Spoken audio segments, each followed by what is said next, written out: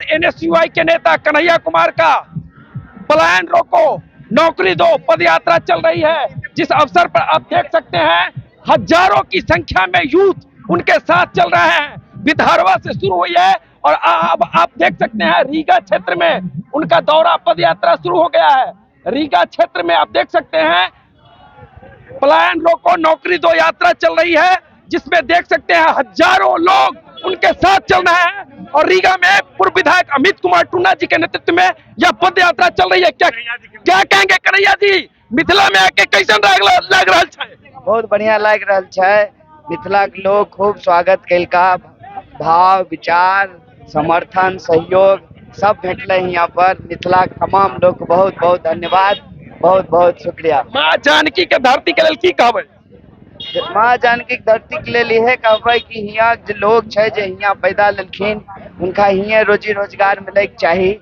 अपन घर बार छोड़ के अपन मिट्टी छोड़ के बाहर नहीं जाए पड़े और शिक्षा खातिर, रोजगार खातिर, स्वास्थ्य के व्यवस्था खातिर अभियो क्या रिपोर्ट आ रहल छे जेकरा में बतायल गेलै कि बिहार में स्वास्थ्य के व्यवस्था के हालत बहुत खराब छे। कोनो सरकारी अस्पताल में ठीक से इलाज नहीं भ रहल छे।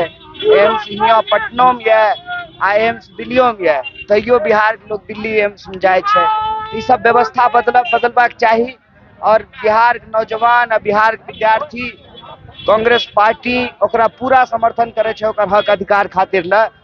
वह सब नौजवान एकर नेतृत्व कर रहा हन, हमें सब उनका पीछा चल रहल छियै, उनका कदम से कदम मिलाए। बिहार को बदलने की बात अब कर रहे हैं, क्या कहेंगे? बिहार देखिए, बिहार जब तक नहीं बदलेगा, जब तक प्रदेश नहीं बदलेगा तब तक देश नहीं बदलेगा।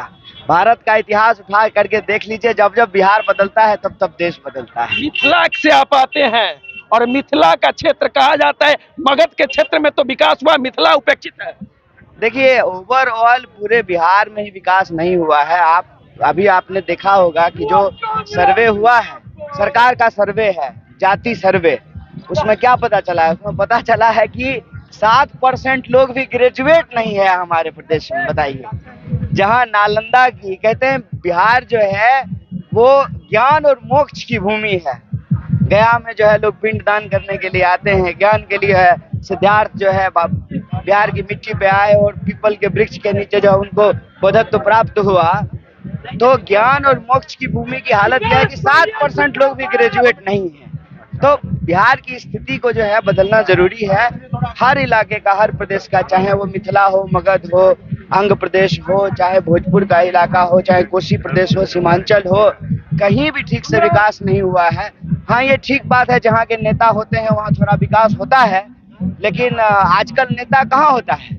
आजकल लीडर होना तो बंद हो गया, आजकल तो डीलर होता है। 2025 विधानसभा चुनाव का आगाज हो चुका है, क्या कहेंगे 2025 में बिहार में बदलेगी सरकार? अच्छा, जब चुनाव होगा तब चुनाव की बात करेंगे। लेकिन चल तो रहा है, विधानसभा चुनाव की बातें आ रही है, क्या कन्हैया कुमार बिहार के किसी विधानसभा चुनाव से उम्मीदवार होंगे? नौकरी की बात कीजिए, पलायन की बात कीजिए, चुनाव के वक्त चुनाव की बात करेंगे। चुनाव की चर्चा नहीं करेंगे, चुनाव के वक्त करेंगे, जब चुनाव। तेजस्वी यादव को लेकर क्या कहेंगे? अब हो गया तो देख सकते हैं कन्हैया का, हाँ, बिहार प्रदेश हरियाणा से आया। हरियाणा से आए हैं जी।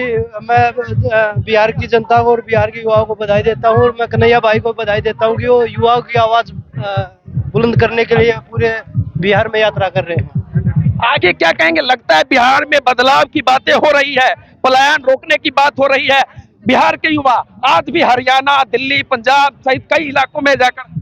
जी बिल्कुल, जब युवा जागरूक हो जाएगा तो बिल्कुल रुक जाएगा और जब सरकार यहाँ पे रोजगार देगी तो ये चीजें, जब बिहार का युवा क्यों बाहर जाएगा काम करने के लिए?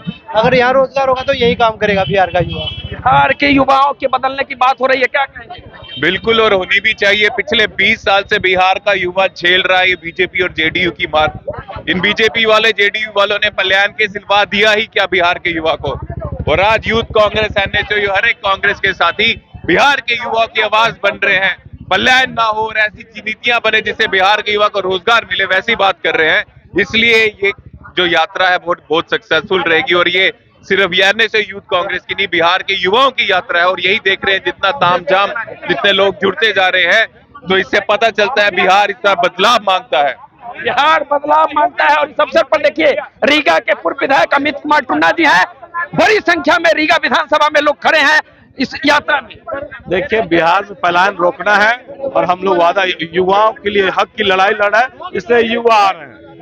युवा आ रहे हैं, क्या कहेंगे? इस बार बदलाव आएगा, हमारी सरकार आएगी, हम लोग पलायन रोकने का रोकेंगे। पलायन रोकने की बात हो रही है तो देख सकते हैं हजारों की संख्या में इस पदयात्रा